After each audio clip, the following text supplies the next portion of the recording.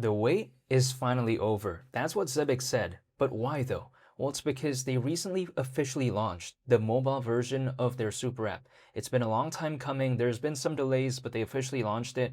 And I'll discuss the impact of it in today's video, and I'll talk about the price and what I think about it later on when it comes to Zebec. But I first want to clarify, nothing I say is financial advice. I'm not telling anyone to do anything.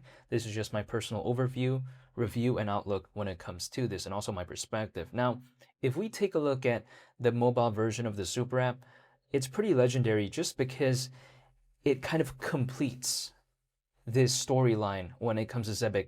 The reason why is because the super app is meant to consolidate many of the aspects of Zebec into one place. For instance, in the case of the cards and the payrolls, it just puts it into one central platform basically, and that way it makes things a lot more simple.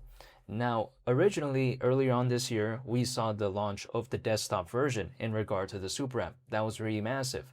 Now, we see the mobile version. But keep in mind though, the mobile version was actually supposed to launch in the middle of March, according to the roadmap. So it was a delay, but now officially, it's now available. So they got approval when it comes to the App Store and also the Play Store. So again, it's pretty impressive. And I think that this is a pretty monumental milestone when it comes to Zebec, because a lot of people thought that the mobile version was never coming. They thought that they forgot about it, but apparently they haven't. And okay, I get it. It launched in the middle of 2026, approximately. People like to say it's not the best timing, but it's actually, I think, good timing nonetheless when it comes to Zebec, because the sooner they can launch their key products, the better it is. I don't know why they have to wait for better market conditions. I don't think about it that way. I think if anything, the earlier on they launch it, the more issues they could potentially find, which inherently is only going to help it moving forward, because if they find some problems, if they find some issues, they can fix it later. So again, the super app is kind of revolutionary in a sense where when it comes to the cards and the payrolls, when it comes to Zebec, again, it just puts it into kind of like one central platform. That way it makes things a lot more simple, doesn't confuse people, and it just makes Zebec a more cohesive project. Now we have to understand as well though, when it comes to World Liberty Markets, right? That recently went live on the super app, but that was before the mobile version was launched. But that was pretty impressive. And then also on top of that, we saw that when it comes to USD1, it was basically live across the Zebec ecosystem. And again, I'm talking about World Liberty's USD1. So at the end of the day, there's been some pretty impressive things that have been going on lately when it comes to Zebec, and kind of that recent crowning achievement has been the launch of the super app in regard to the mobile version, because keep in mind, not everyone out there is going to want to use their super app on the desktop, on their computer, I should say. Not every single person wants to do that. So this mobile version is going to allow for a better, I guess, audience, right? Or for more of an audience to actually care and use it. So it's not a bad thing. Now, people like to say, well, what's the point of consolidating the aspect of its cards or its payrolls into the super app? It doesn't even have that much volume to begin with. Well, I disagree with that, actually. Their cards, in just last month alone, the volume was in the tens of millions of dollars. Also, if we take a look at the payroll side of things, Zebec not only had over 200 payroll enterprise clients last month, but also last month, the payroll volume was in the tens of millions of dollars.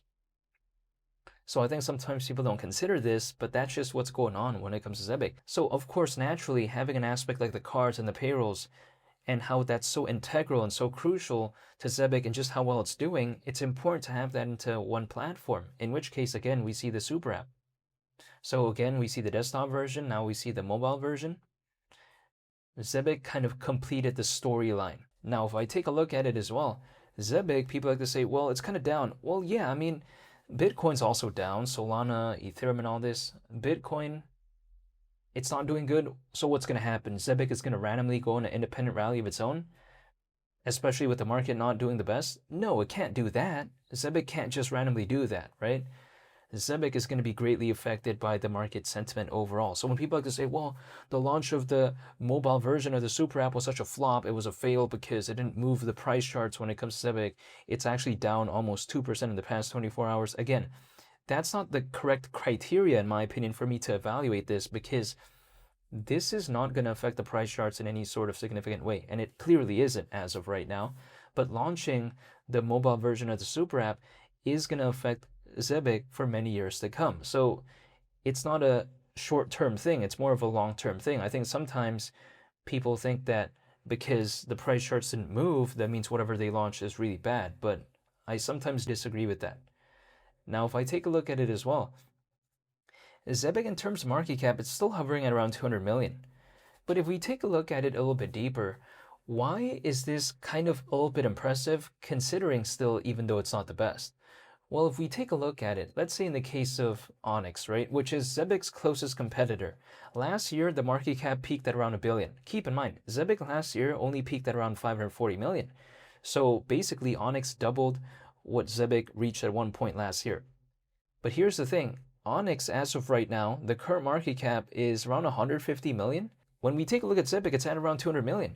So Zebec, it held up a lot better actually than Onyx, despite never reaching the heights that Onyx reached last year. So that's kind of impressive, right? At least personally. I mean, of course, it's not good seeing things go down, but in terms of how much it went down, it's holding up pretty okay comparatively speaking to its closest competitor. Now, don't get me wrong, I'm still a fan of Onyx, but I'm just saying it how it is. And if I take a look at it as well, Bitcoin is around 2 times lower than its all-time high.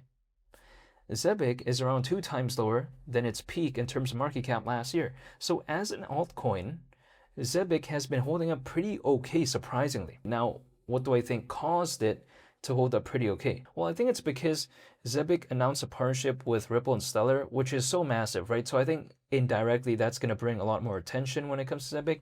And evidently as seen, Zebec did increase by around 20,000 holders in 2026 alone. So that was kind of impressive. And I think, again, that's as a result of a lot of these individuals who were fans of Ripple and fans of Stellar and seeing how they partnered up with Zebec. I think that indirectly caused some of, I guess their fans to kind of take a look at Zebec. And then we saw the amount of holders when it comes to Zebec kind of increase actually in 2026. So 2026, by all means, when it comes to Zebec, wasn't necessarily bad for it, fundamentally speaking. If anything, it's the best year it's ever had in terms of fundamentals. In terms of the price charts, it's not the best, but I'm just saying still, in terms of the actual improvements, fundamentally speaking, it's improved by so much. So when Zebec says the wait is finally over, well, I agree with that because, again, we were expecting the mobile version of the super app to launch in the middle of March, but it launched now in July. I'm not going to complain, right? I'm not going to nitpick over the past. It is what it is. Delays, sometimes they do happen. All I can focus on is the present. And as of right now, currently, they actually launched the super app in terms of the mobile version. So I can't complain. At least that's the way to take a look at it. Now, in terms of the price charts, I'm going to still have to wait when it comes to that. But in terms of fundamentals, I'm seeing some improvements, so I don't mind waiting. And you know what? I don't mind waiting for years anyways. So I'll continue to wait, I'll continue to hold, but I'm not telling anyone to do anything. But as of right now, again, as they say themselves, the wait is finally over.